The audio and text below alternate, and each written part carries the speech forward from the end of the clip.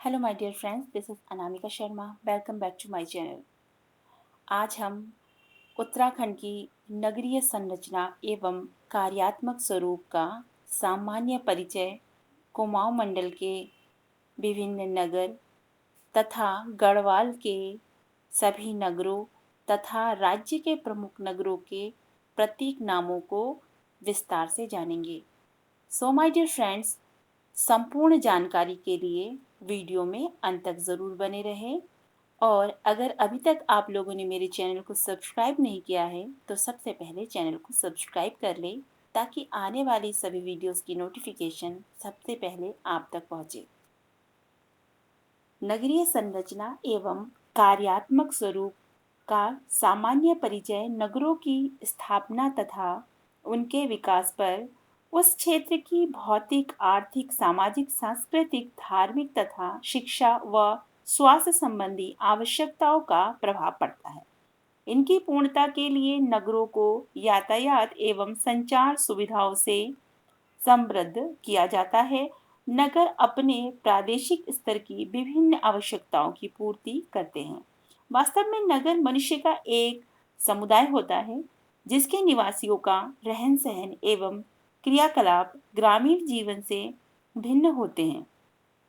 यद्यपि पर्वतीय प्रदेशों के नगरीय अधिवासों में उपरोक्त तथा स्पष्टतया दृष्टिगोचर होते हैं, तथापि इन क्षेत्रों के भौतिक तथा विषम स्थलाकृति स्वरूप एवं कठोर जलवायु नगरीय अवस्थापना तथा उनके विकास में बाधक रहे हैं।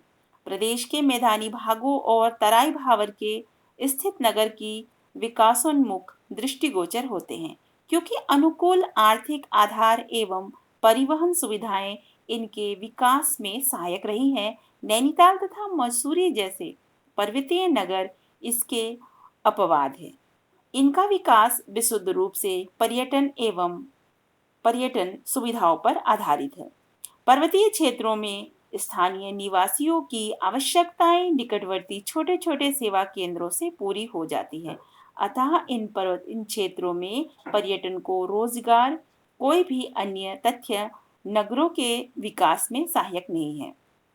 नगरों के आंतरिक पक्ष का सर्वाधिक महत्वपूर्ण तथ्य नगरों के कार्य तथा उनके कार्यों के क्षेत्रों की स्थिति है। प्रायः सभी नगरीय अधिवास अपने नगर क्षेत्र के सामाजिक, सांस्कृतिक एवं आर्थिक ढांचे को किसी न किसी रूप में प्रभावित करते हैं। प्रदेश की भूमि पर मात्र 18.3% जनसंख्या नगरों तथा कस्बों में निवास करती है। प्रथम श्रेणी का नगर मात्र देहरादून है, जो वर्तमान में प्रदेश की राजधानी है। राज्य की कुल नगरीय जनसंख्या का 50% इसी नगर में निवास करती है।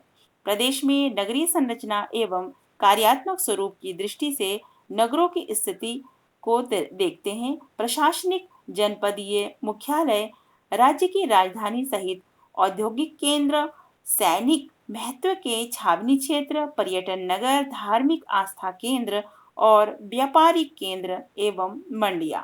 भौगोलिक दृष्टि से प्रदेश में 5 प्रकार के नगर अवस्थित हैं। पर्वत श्रेणियों पर मसूरी, नैनीताल, गोपेश्वर, पौड़ी और रानीखेत, अल्मोड़ा, बागेश्वर आदि। घाटियों में पिथौरागढ़, देहरादून, चंपावत और नदी तटों पर श्रीनगर, उत्तरकाशी, चमोली जैसे, और संगम पर देवप्रयाग, रुद्रप्रयाग, कर्णप्रयाग, विष्णुप्रयाग, नंदप्रयाग क्षेत्र। पर्वतीय प्रवेश द्वार कोटद्वार, रामनगर, ऋषिकेश और काठगोदाम, हल्द्वानी, हरिद्वार, कालसी नगर है। नैनीताल के बारे में बात करें तो पहाड़ पर पानी का कटोरा और उस पर देवदार के वृक्षों का अक्ष इस मनोहारी दृश्यावली को अपने अंक में समेटे प्रदेश की प्रसिद्ध झील नगरी नैनीताल है। ऐतिहासिक प्रमाणों के अनुसार नैनीताल की खोज का श्रेय सन 1841 में शाहजहांपुर निवासी ब्रिटिश मूल के नागरिक पी बैरन को दिया जाता है। कहा जाता है कि पी बैरन ने इस क्षेत्र के मालिक नरसिंह थोकदार को झील के बीचों बीच ले जाकर बलपूर्वक वहां का स्वामित्व कंपनी शासन के नाम करवा दिया था।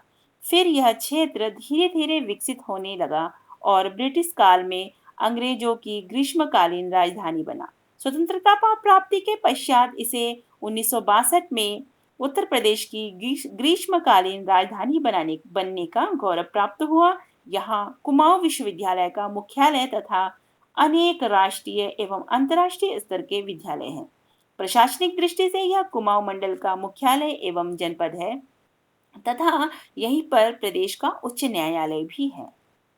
यहाँ पर 1968 से नैनीताल पर्वतारोहण क्लब कार्यरत है, जो शिलारोहण प्रशिक्षण से लेकर पिंडारी हिमनद ट्रैकिंग, नंदा देवी अभयारण्य ट्रैकिंग तथा एवरेस्ट जैसे अभियानों का संचालन कर रहा है। नैनी झील, जिसके नाम पर नगर का नामकरण हुआ है, नगर का मुख्य आकर्षण है।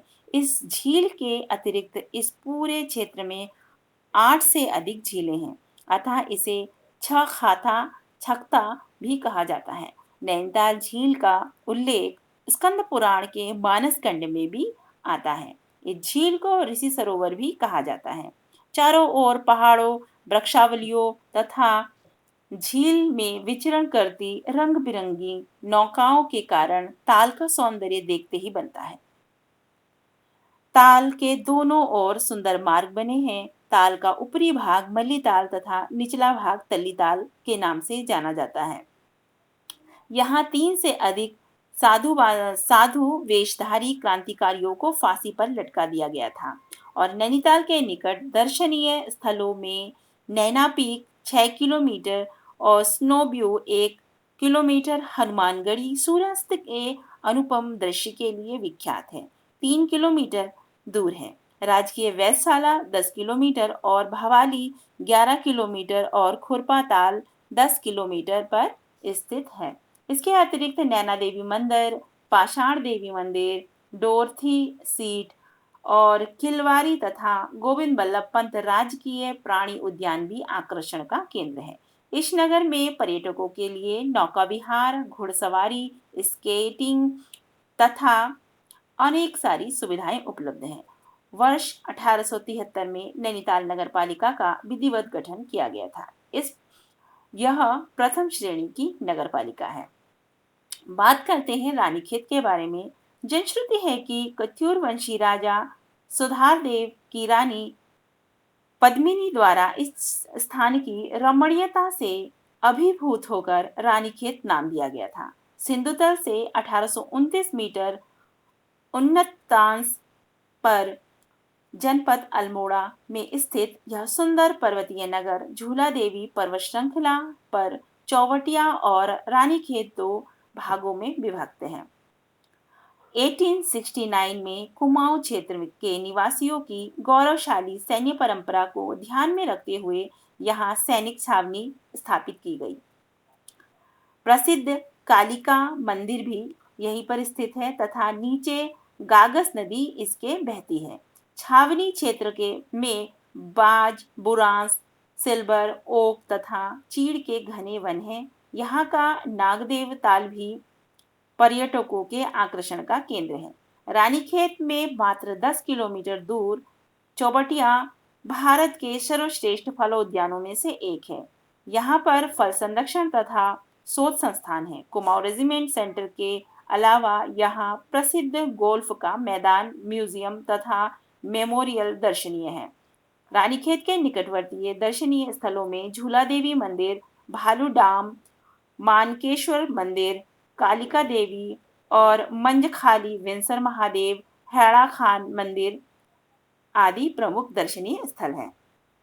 बात करते हैं अल्मोड़ा के बारे में। अल्मोड़ा शहर का नाम गजेडियर के विवरणों के अनुसार उस क्षेत्र में उगने वाली अम्लीय स्वाद वाली अल्मोड़ा घास के कारण पड़ा, जो सूर्यवंशी कत्यूरी राजा कटारमल के द्वारा बनाए गए कटारमल के बड़ादित्य मंदिर के ताम्रपत्रों एवं मूर्तियों को चमकाने के प्रयोग के लिए की जाती थी।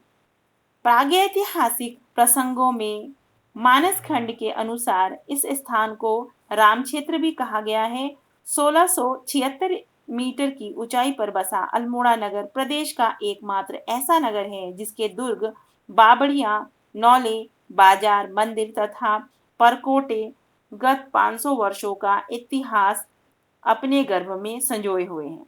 इतिहासकार ईटी एटकिंसन के अनुसार चंद्रवंश के 43वें राजा भीष्मचंद ने अल्मोड़ा नगर को सन 1530 में बसाया था और 1563 ईस्वी में राजा बालोचंद ने चंपावत से राजधानी यहाँ स्थानांतरित करने पर इसका नाम मुगल प्रभाव के कारण आलमनगर रखा गया था। मानस खंड के दूसरे अध्याय में उल्लेख भी किया गया है कि त्रिशूल हिमालय की ओर मुख किए हुए घोड़े की पीठ के समान पर्वत पर स्थित अल्मोड़ा नगर स्थित है। सन 1864 में अल्मोड़ा नगर पालिका का गठन हुआ, जिसे उत्तराखंड की सबसे प्राचीन पालिका का गौरव प्राप्त हुआ। परंपरागत जल स्रोत नौले अल्मोड़ा शहर की पहचान है। चंपा नौला, रानी धारा और कपीना धारा नौला और डूंगा धारा आदि इसकी प्रसिद्धि के शान हैं। अतीत में यहाँ 360 नौले थे। अब शहर की जलपूर्ति भी नौले से ही होती है। वर्तमान समय में फोर्ट मायरा किला, लाल बाजार, प्राचीन कुड़िंद मुद्राओं और खंडित मूर्तियों का संग्रहालय तथा नंदा देवी का प्रसिद्ध मंदिर दर्शनीय है। यहाँ के प्रसिद्ध टमट्योड़ा मोहल्ले में तांबे के परस्पर परंपरागत पात्र पाए जाते हैं। ताम्र उद्योग को प्रोत्साहित करने हेतु यहाँ ताम्र नगरी की स्थापना की गई है। फलसीमा के पास उदय शंकर राष्ट्रीय संगीत एवं नाट्य अकादमी की भी स्थापना की गई है। शहर के इतिहास की गवाह अल्मोड़ा की पलटन बाजार समेत अनेक सांस्कृतिक विरासतों को अल्मोड़ा अपने में समेटे हुए है। यहाँ कसार देवी, विंसर, सैकियाथल से नेपाल हिमालय की आपी नापा चोटी से लेकर नंदा देवी, त्रिशूल, पंचाचूली सहित हिमालयी शिखरों के दृश्य मनोहारी है। नगर के आसपास डियर पार्क, चितई मंदिर, कसार देवी मंदिर और सिमतोला मोहन जोशी पार्क, रामकृष्ण मिशन आश्रम तथा ब्राइट एंड कॉर्नर आदि पर्यटकों के आकर्षण का मुख्य केंद्र है। पिथौरागढ़ के बारे में जानिए। पिथौरागढ़ जनपद राज्य के पूर्वी सीमावर्ती क्षेत्र में 24 फरवरी 1960 को अल्मोड़ा जनपद से पृथक करके सृजित जनपद पिथौरागढ़ का मुख्यालय। यह नगर अपने नाम के अनुरूप एक प्राचीन दुर्ग के अवशेष अपने अतीत में आत्मसात किए हुए हैं, जिसे सिमलगढ़ के नाम से जाना जाता है। सिंधुतल से 1636 मीटर की ऊंचाई पर स्थित इस नगर का विस्तार चंद राजाओं के अभिलेखों में वर्णित सोरघाटी के विस्तीर्ण समतल एवं ढलवा पठार पर है। गोरखा शासन काल में अत्यधिक सुरक्षित स्थान होने पर ब्रिटिश राज में सेनाएं रखे जाते थे यहाँ पे। इस कारण नगर का यथोचित विकास किया गया था। 20वीं शताब्दी के मध्यकाल तक पिथौरागढ़ से होकर तीर्थयात्री अनेक तीर्थों की यात्रा पर जाते थे, जिसमें कैलाश मानसरोवर तथा पशुपति नाथ प्रमुख है। 8वीं शताब्दी में ही अनेक राजवंशों के आधिपत्य में रहने के कारण बाह्य सभ्यता एवं संस्कृति ने इस नगर को प्रभावित किया है, किंतु स्वतंत्रता प्राप्ति एवं सन 1960 के पश्चात इस नगर के निवासियों के सामाजिक आर्थिक जीवन में बहुत परिवर्तन हुआ है। जनपद मुख्यालय होने के कारण यहाँ अनेक सरकारी एवं आवासीय भवनों का निर्माण किया गया है। नगर में चंडक मंदिर अत्यधिक उल्लेखनीय है। हल्द्वानी काठगोदाम के बारे में जानते हैं। कुमाऊं मंडल का प्रमुख नगर हल्द्वानी राज्य की सबसे बड़ी व्यापारिक मंडी है और यह गौला नदी के बाएं तट पर भावर बेल्ट के मध्य स्थल में स्थित है। इसे कुमाऊं का प्रवेश द्वार गेटवे कहा जाता है। हल्दू के वृक्षों से आच्छादित इस स्थान का 15वीं शताब्दी तक हल्दुवाणी नाम था। यद्यपि आज हल्दू के वृक्ष यदा कदा ही दिखाई देते हैं। गोरखवाणी गोरखों का निरंकुश शासन की समाप्ति सन 1500 1815 में अंग्रेज प्रशासक गार्डनर द्वारा तथा 1834 में जॉर्ज विलियम ट्रेल ने हल्द्वानी में एक मंडी की स्थापना की। तभी से हल्द्वानी का नगरीय स्वरूप विकसित होने लगा। सन 1856 में कुमाऊं के कमिश्नर हेनरी रैमजे ने गोला नदी के जल से आसपास के क्षेत्रों में सिंचाई सुविधाओं का विस्तार किया और 1883 से 1884 में बरेली से हल्द्वानी होकर काठगोदाम तक रेलवे लाइन बिछाई गई। यहाँ पर लगभग 400 लघु औद्योगिक इकाइयों तथा अनेक प्रतिष्ठानों के अतिरिक्त स्नातकोत्तर college, doctor Sushila Tiwari forest अस्पताल व मेडिकल कॉलेज तथा प्रौद्योगिकी शिक्षण संस्थान है। सन 1885 में यहाँ टाउन एरिया कमेटी बनी तथा 1897 में नगर पालिका का गठन हुआ। 1942 में हल्द्वानी काठगोदाम नगर पालिका परिषद की स्थापना हुई और दिसंबर 1966 में इसे प्रथम श्रेणी की नगर पालिका घोषित किया गया, जिसे वर्ष 2012 में नगर निगम भी बना दिया गया है। अब जानते हैं चंपावत के बारे में। पिथौरागढ़ जिले की यह तहसील चंपावत को 1997 में जनपद के रूप में पुनर्गठित किया गया। वास्तव में चंद राजाओं के प्रारंभिक शासनकाल 13वीं से 16वीं शताब्दी के मध्य में इस नगर का संपूर्ण कुमाऊं राज्य की राजधानी बनाया गया। लगभग 1636 मीटर की ऊंचाई पर चंपावती नदी अर्थात गडकी नागाड़ के तट पर चंपावत जनपद के मुख्यालय चंपावत की स्थापना 953 ईस्वी में प्रथम चंद्रवंशीय राजा सोमचंद के द्वारा की गई थी। यहाँ के प्राचीन बालेश्वर मंदिर और जनजातीय आस्था केंद्र घटकू के साथ ही भगवान विष्णु के यहाँ पर कुर्म अवतार रूप में प्रकट होने के कारण यह विश्वास है कि मानसखंड का आधार और रचना काल यही प्रारंभ हुआ था तथा कुर्मावतार से ही कुमाऊं के लिए कुर्मांचल शब्द का प्रयोग हुआ था। यहाँ स्थित बालेश्वर मंदिर समूह शिल्प का बेजोड़ नमूना है, जिन्हें 12वीं शताब्दी में कत्यूरी शासकों ने बनवाया था। परिसर में श्रृंगार देवी, चंपा, बाली, सुग्रीव सहित कई मंदिर हैं। मंदिरों की दीवार पर नृत्य करती अप्सराएं व वाद्य यंत्र बजाती मूर्तियां बरबस ही दर्शकों को अपनी ओर आकर्षित करती है। कहा जाता है कि यहाँ राजा बलि ने 2 शिवलिंगों की स्थापना भी की थी। नगर चंपावत जो नगर है केवल ऐतिहासिक एवं पुरातत्व की दृष्टि से ही प्रसिद्ध नहीं है, बल्कि इसके निकट नरसिंह डांडा, हिंगला देवी, हिडिंबा, घटोत्कच मंदिर, मानेश्वर, कांतेश्वर मंदिर, एक हथिया नौला तथा अन्य मंदिर भी विद्यमान है। उसके अलावा गल्ला चौड़ किला तथा नागनाथ का थान, भैरवनाथ मंदिर एवं लक्ष्मी नारायण मंदिर आदि इस प्राचीन नगर के वैभव को स्वयं ही प्रदर्शित करते हैं। चंपावत के निकटस्थ रेलवे स्टेशन 75 किलोमीटर पर टनकपुर है।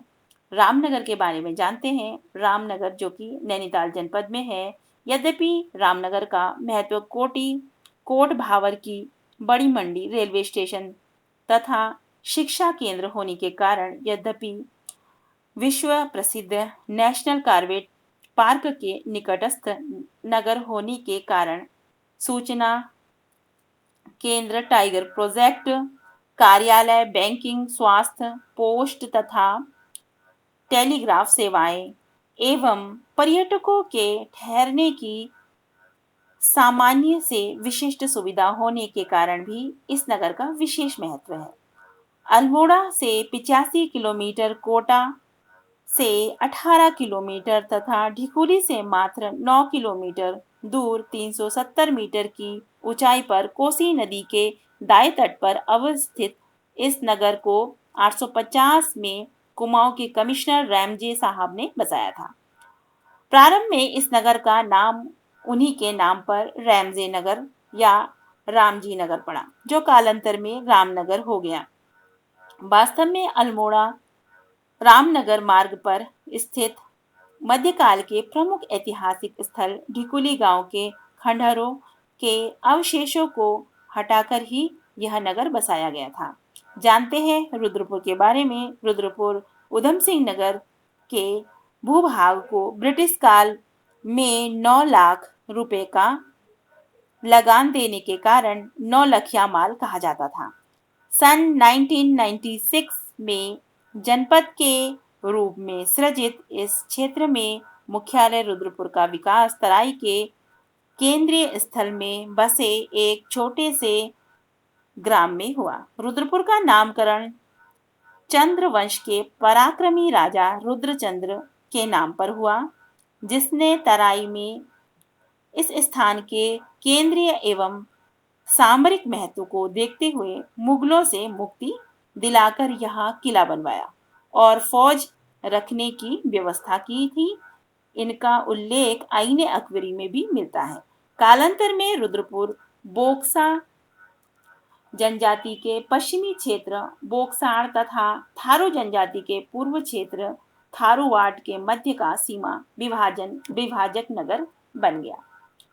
कहा जाता है कि जब भी तराई में हमले या उपद्रव हुए, सबका केंद्र रुद्रपुर ही होता था। सन 1960 में निकट ही पंतनगर नामक स्थान पर कृषि एवं प्रौद्योगिकी विश्वविद्यालय की स्थापना के कारण रुद्रपुर का महत्व और भी अधिक बढ़ गया। वर्ष 1912 में यहाँ नगर निगम कार्यरत है। जानते हैं बाजपुर के बारे में। उधम सिंह नगर में धूमा नदी के बाएं तट पर राजा बाज बहादुर चंद द्वारा बसाया गया ये बाजपुर छोटा सा नगर है। वर्तमान में तहसील मुख्यालय तथा समृद्ध नगर है। यहाँ सिखों के अलावा कुमाऊनी, शेख तथा बंजारा जाति के निवासी रहते हैं। चीनी मिल के कारण नगर का औद्योगिक महत्व है। जसपुर तराई क्षेत्र में स्थित उधम सिंह नगर जनपद का सर्वोत्तम जलवायु वाला नगर है। प्राचीन काल में शाह जाफर के नाम से प्रसिद्ध था। जसपुर के नामकरण का श्रेय कुमाऊं में चंद राजाओं के कारण शासनकाल में राज्य श्री जशोधन जोशी को दिया जाता है। 1850 में यहाँ टाउन एरिया कमेटी की स्थापना हुई। यहाँ पर कपड़े की छोटी मिल व छपाई का कारखाना है। जसपुर की तराई के अन्य नगरों की भांति व्यापारिक मंडी एवं समृद्ध नगर है। यहाँ भी सभी धर्मावलंबी रहते हैं, जिनमें मुस्लिम आबादी लगभग आधी है।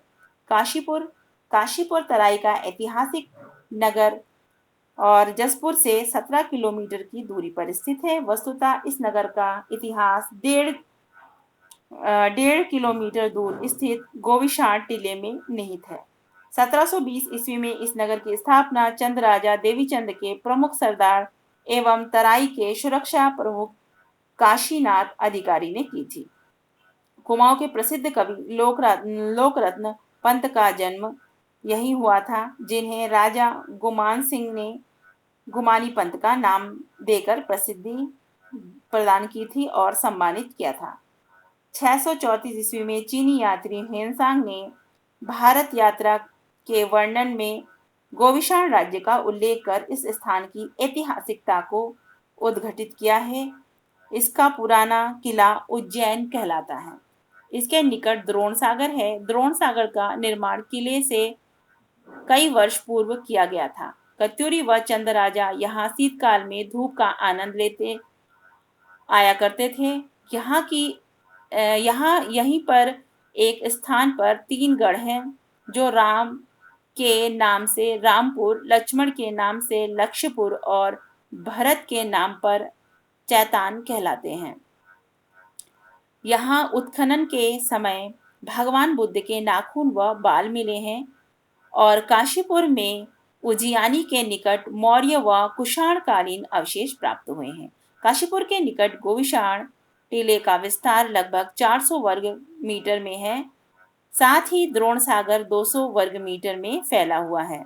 यहाँ ज्वाला देवी का प्रसिद्ध मंदिर, जिसे उज्जैनी देवी भी कहते हैं, यहाँ चैत्र मास में प्रसिद्ध चैती मेला लगता है। ज्वाला देवी को अब बाल सुंदरी भी कहा जाता है। काशीपुर में भीमगढ़ा टीला, शक्ति मंदिर टीला, वंशीवाला टीला, खोखरे का टीला, ललता देवी मंदिर टीला तथा जागेश्वर टीला आदि टीले लगभग 10 एकड़ के क्षेत्र में फैले थे। आज इनके अवशेष मात्र ही दृष्टिगोचर होते हैं और काशीपुर नगरपालिका परिषद को वर्ष 2012 में नगर निगम घोषित किया गया है। अब जानेंगे गढ़वाल मंडल के नगरों के बारे में। देहरादून राज्य की राजधानी देहरादून सिंधु तल से 682 मीटर की ऊंचाई पर उत्तर में मध्य हिमालय, दक्षिण और शिवालिक पहाड़ियां, पूर्व में गंगा नदी तथा पश्चिम में यमुना के जलागम क्षेत्र से घिरा लगभग 300 वर्ग किलोमीटर क्षेत्र में फैला भारत के प्राचीन नगरों में से एक है। साथ ही उत्तर भारत के प्रमुख पर्यटक स्थल पर्वतों की रानी मसूरी का प्रवेश द्वार भी है। देहरादून के नाम के विषय में विद्वानों के एक मत के अनुसार द्वापर युग में शहर के 8 किलोमीटर उत्तर पश्चिम की ओर द्रोणाचार्य ने एक शांत स्थान पर तपस्या की थी, जिसे द्रोणाश्रम कहते हैं। यह स्थान आजकल टपकेश्वर के नाम से भी लोकप्रिय है। 1966 में गुरु रामराय ने यहाँ खुड़बुड़ा में अपना डेरा डाला था। दून शब्द दूण से बना है, जो स्वयं द्रोणी शब्द का विकृत रूप है। द्रोणी का अर्थ होता है दो पहाड़ों के मध्य की घाटी। डेरा देहरा तथा दून शब्दों से मिलकर यह नगर देहरादून तथा देहरादून कहलाने लगा। होली के त्योहार में से 5वें दिन गुरु रामराय के दून प्रवास की स्मृति में यहाँ गुरु रामराय गुरुद्वारे के पास प्रतिवर्ष सुप्रसिद्ध झंडा मेला लगता है। और एशिया के सबसे बड़े वन अनुसंधान संस्थान FRI तथा इंडियन मिलिट्री एकेडमी IMA की स्थापना सन 1932 में यहीं पर हुई थी। सुप्रसिद्ध public school, Doon school, Welham school तथा अनेक प्रतिष्ठित शिक्षा संस्थाओं के अतिरिक्त यहाँ हेमवती नंदन बहुगुणा गढ़वाल केंद्रीय विश्वविद्यालय का कैंप कार्यालय भी है। आयुध निर्माणी तेल एवं प्राकृतिक गैस निगम ONGC, भारतीय पेट्रोलियम संस्थान मोहकमपुर, IIP, भारतीय भूगर्भिक संस्थान, केंद्रीय मृदा एवं जल संरक्षण शोध एवं प्रशिक्षण संस्थान, defence electronics application laboratory DEAL, Indian photo interpretation industry और NIVH, राष्ट्रीय Indian military college, Wadia institute of Himalayan geology, wildlife institute of India, Indian institute of remote sensing. Dehradun का महत्व एक पर्यटक स्थल के रूप में भी है। नगर में तथा नगर के निकटवर्ती क्षेत्रों में अनेकों पर्यटन स्थलों का विकास किया जा रहा है, जिनमें टपकेश्वर महादेव मंदिर, मालसी, मृगविहार, सहस्त्रधारा, चंद्रवाणी, साई मंदिर और तिब्बतियन मंदिर भी है और गुच्छू पानी भी। उसके अलावा लच्छीवाला 4 दिशाओं में 4 सिद्ध हैं, जिसके बारे में थोड़ा जानते हैं। आचार्य द्रोण की कर्मस्थली देहरादून 4 सिद्धों की तपस्थली रही है। दून घाटी में चारों दिशाओं में बनी सिद्धों की समाधियों मंदिरों के प्रति स्थानीय लोगों में अपार श्रद्धा है। इन चारों धर्मस्थलों में रविवार को पूजा की विशेष मान्यता है। बताया जाता है कि स्वामी दत्तात्रेय के 84 सिद्ध शिष्यों में से 4 दून घाटी में बस गए हैं। इनमें लक्ष्मण सिद्ध, माणक सिद्ध, कालू सिद्ध तथा मड्डू सिद्ध भक्तों की सभी मनोकामनाओं को पूरा करते हैं। और अब जानेंगे मसूरी के बारे में। पर्वतों की रानी मसूरी का राज्य के पर्यटन मानचित्र पर महत्वपूर्ण स्थान है। सिंधु तल से 2005 मीटर की ऊंचाई पर लगभग 65 वर्ग किलोमीटर क्षेत्र में बसी यह पर्यटक नगरी सड़क मार्ग द्वारा देहरादून नगर से मात्र 35 किलोमीटर दूरी पर स्थित है। यहाँ पे लंढौर नामक सर्वोत्तम पहाड़ी पर सैनिक छावनी बनाने का निश्चय कर लिया गया था और कालांतर में मैदानों की गर्मी से बचने के लिए मसूरी को ग्रीष्मकालीन सैरगाह में परिवर्तित कर दिया गया और 1828 में मसूरी की प्रथम इमारत मलिंगार होटल खोला गया। तत्पश्चात छोटी बड़ी रियासतों के राजा महाराजाओं ने मसूरी में अपने अपने महल नुमा आवास बनाए। 1832 में भारत के सर्वेयर जनरल कर्नल एडवर्ड ने यहाँ सर्वेक्षण कार्य प्रारंभ किया। मसूरी में तत्कालीन ब्रिटिश शासकों द्वारा देहरादून मसूरी के मध्य भट्टा फॉल के निकट ग्लोगी नामक स्थान पर सन 1905 में पावर हाउस का निर्माण प्रारंभ किया और राष्ट्रीय राजधानी सहित पूरे उत्तर भारत में यह लालटेन जला करती थी। तत्समय पर्वतों की रानी मसूरी 24 मई 1909 को विद्युत की रोशनी से जगमगा उठी। यहाँ लाल बहादुर शास्त्री प्रशासनिक एकेडमी, भारत तिब्बत सीमा पुलिस ग्रुप सेंटर, रक्षा अनुसंधान संस्थान, इंस्टीट्यूट ऑफ टेक्नोलॉजी मैनेजमेंट, अनेक ट्रैवल एजेंसियां तथा गढ़वाल मंडल विकास निगम कार्यालय, टूरिस्ट ब्यूरो तथा अन्य सभी नागरिक सुविधाएं सुलभ हैं। नगर के मध्य माल रोड पर स्केटिंग रिंक और कुलड़ी बाजार तथा गनहिल को झूला घर से जोड़ने वाला रज्जू मार्ग उड़न खटोला है, जबकि निकटवर्ती क्षेत्रों में मसूरी झील, नागदेवता मंदिर, वन चेतना केंद्र, हैप्पी वैली, तिब्बती स्तूप, टोप तिब्बा जिसको गन हिल भी कहा जाता है, municipal garden, camel's back road, Landour तथा सिस्टर बाजार, लाल टिब्बा और मासी फॉल इस प्रकार के बहुत ही सुंदर और दर्शनीय स्थान हैं। निकटवर्ती रेल स्टेशन देहरादून से तथा वायु सेवा 60 किलोमीटर पर जॉलीग्रांट से है।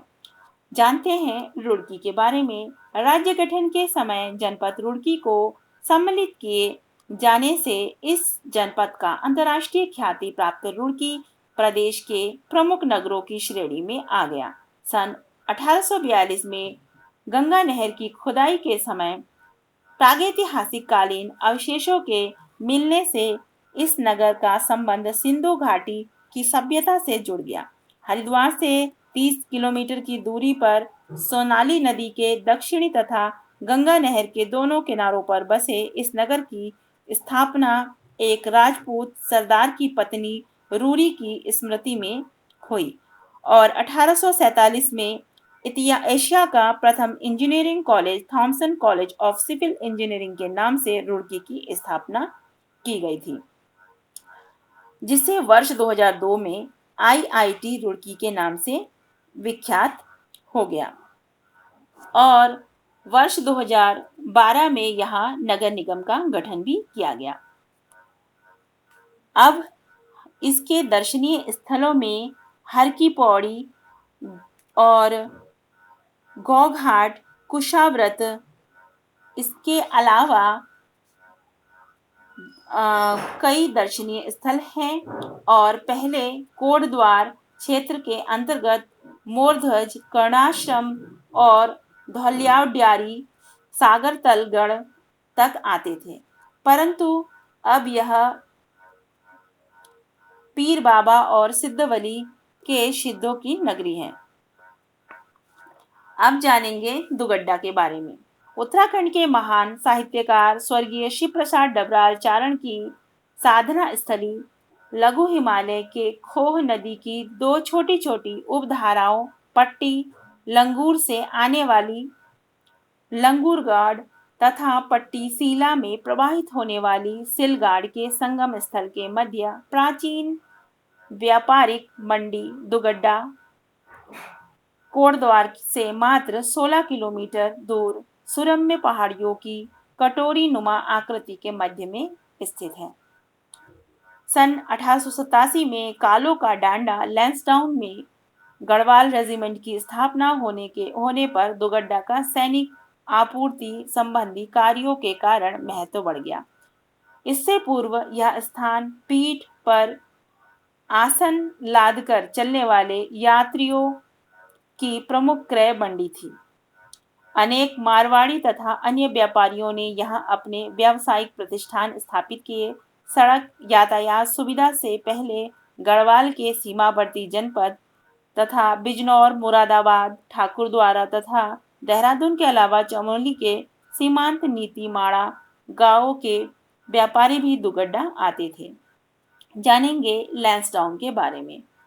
प्रदेश के गढ़वाल जनपद में नयार उपत्यका के दक्षिणी पश्चिमी भाग में 1845 मीटर की ऊंचाई पर स्थित लैंसडाउन देश के प्रमुख पर्वतीय स्थलों में से एक नगर है, जहां से अधिकतम दूरी के उत्तर और दक्षिण क्षितिज का दृश्यावलोकन किया जा सकता है तथा एक ही स्थान से सूर्योदय और सूर्यास्त का स्पष्ट मनमोहक दृश्य देखा जा सकता है। सन 1886 में गढ़वाली जवानों की वीरता और अद्वितीय रणकौशल से प्रभावित होकर ब्रिटिश सैन्य अधिकारियों द्वारा पृथक गढ़वाली रेजिमेंट की स्थापना का निश्चय किया गया और 5 मई 1887 को लेफ्टिनेंट कर्नल मेरविंग के नेतृत्व में अल्मोड़ा में अस्तित्व में आई पहली गढ़वाली पलटन ने 4 नवंबर 1887 को लैंसडाउन में प्रवेश किया। इस स्थान को उस समय कालो का डांडा कहते थे। तत्पश्चात 21 सितंबर सन 1890 को इस स्थान का नाम भारत के तत्कालीन वायसराय लॉर्ड लैंसडाउन के नाम पर लैंसडाउन रखा गया था, किंतु कालो का डांडा की आत्मा आज भी नगर के दक्षिणी भाग में स्थित कालेश्वर मंदिर के रूप में स्थित है। यह नगर सैन्य प्रधान छावनी क्षेत्र है। अब जानेंगे पौड़ी के बारे में। गढ़वाल मंडल तथा गढ़वाल जनपद का मुख्यालय पौड़ी समुद्र तल से 1814 मीटर की ऊंचाई पर बसा एक सुंदर पर्वतीय नगर है। ब्रिटिश शासन द्वारा सन 1840 में पौड़ी की जलवायु, यहाँ की वनाच्छादित पर्वतीय श्रृंखलाओं एवं हिमालय दर्शन के कारण इस नगर को जनपद मुख्यालय बनाया गया था।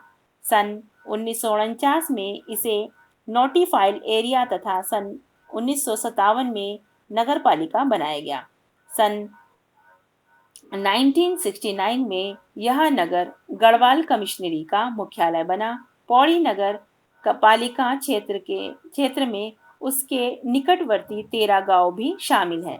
यद्यपि मैदानी भाग से दूर होने के कारण पौड़ी को मसूरी तक नैनीताल जैसे पर्यटन केंद्रों के रूप में विकसित होने का अवसर नहीं मिल सका। एशिया महाद्वीप में दूसरे उच्चतम भूभाग में स्थित विशाल स्टेडियम राशि सिंधुतल से 2000 मीटर से अलकनंदा नदी की सर्पिल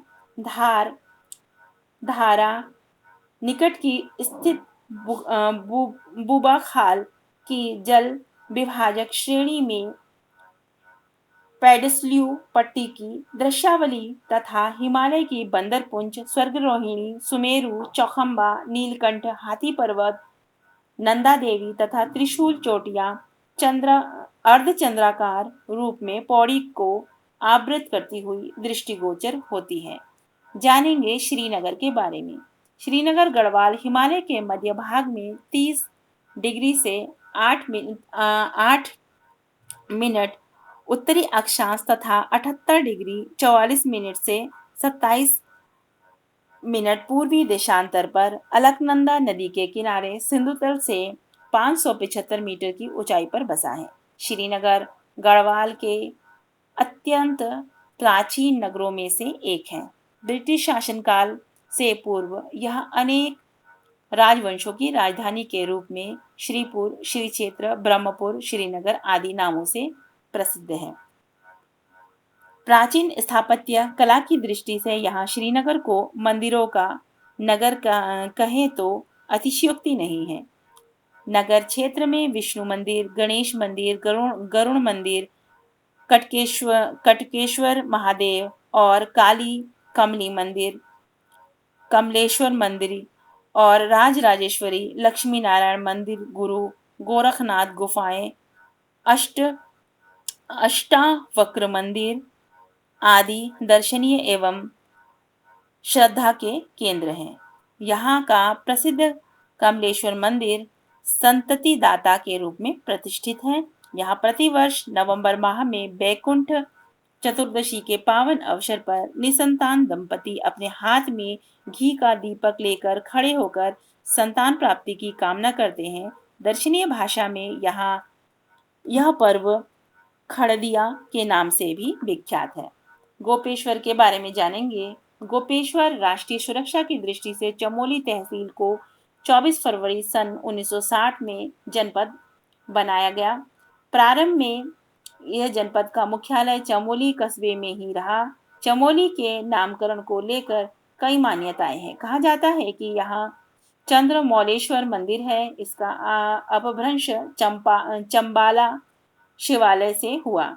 वहीं से इसका नाम चमोली पड़ा, किंतु सन 1970 में अलकनंदा नदी की बाढ़ में चमोली के अधिकांश राजकीय भवन नष्ट हो गए। अतः मुख्यालय चमोली से 11 किलोमीटर दूर अपेक्षाकृत ऊंचे स्थान गोपेश्वर में स्थानांतरित कर दिया गया। यह नगर मध्यकालीन भारतीय इतिहास के कई रहस्य अपने अंक में छिपाए हुए हैं और इसके नागवंशी राजा और गणपति नाग में रुद्र महालय नाम से जो मंदिर बनवाए गए हैं वो भी आज भी विद्यमान है।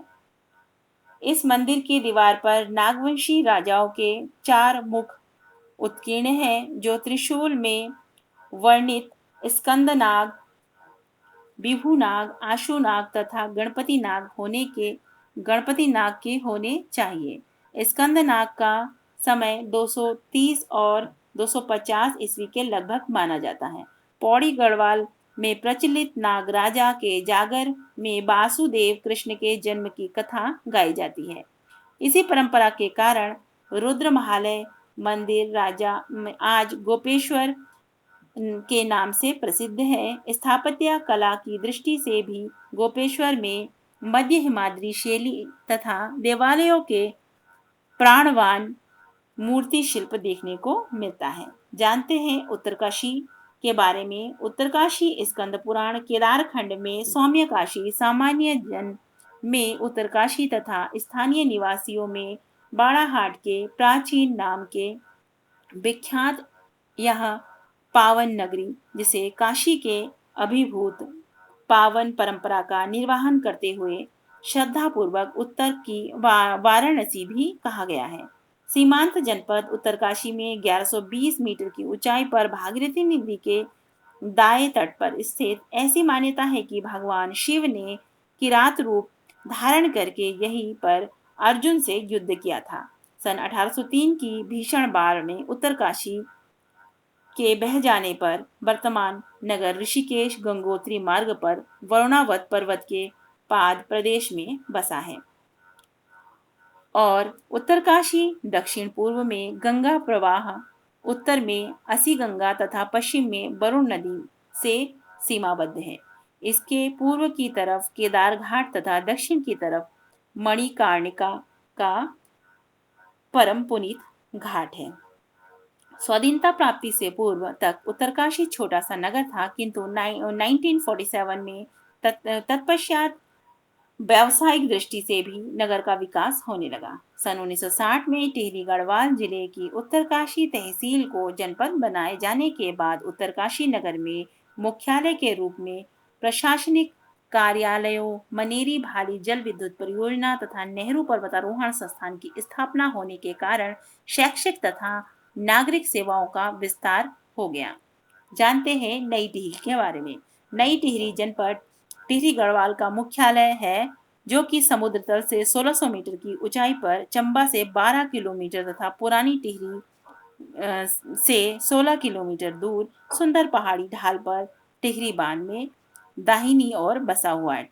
बांध के दाहिनी ओर बसा हुआ है। नई टिहरी की स्थापना टिहरी बांध निर्माण योजना के फलस्वरूप टिहरी नरेश सुदर्शन शाह द्वारा सन 1815 में स्थापित पुराने टिहरी नगर के जल समाधिस्थ होने से पूर्व ही पुनर्वास एवं प्रशासनिक व्यवस्था संचालन हेतु की गई थी।